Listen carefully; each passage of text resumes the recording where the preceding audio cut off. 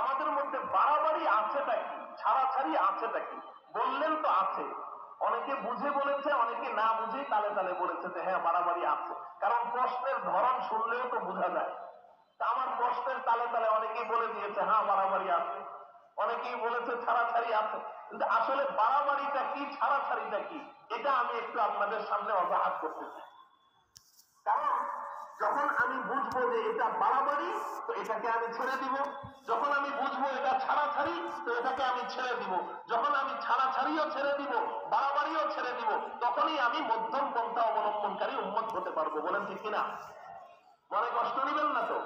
কারোর মধ্যে যদি বাড়াবাড়ি থাকে আর আমার মুখ দিয়ে ওটা বের হয়ে যায়, তাহলে কষ্ট পাবেন? কারোর মধ্যে যদি ছাড়াছাড়ি থাকে আর আমি ওটা বলে ফেলি, আমি তো আর জানি না আপনার মধ্যে আছে, তাহলে কি কষ্ট নিবেন? না, কষ্ট নেওয়া যাবে না। উলামায়ে কেরামের জিম্মাদারি, দায়িত্ব বলার, যেটা হক আল্লাহ তাআলা তাদেরকে বুঝার তৌফিক দিয়েছেন, তাদের জিম্মাদারি এটা বলা। মানা না মানা এটা তো আপনার ব্যক্তিগত ব্যাপার।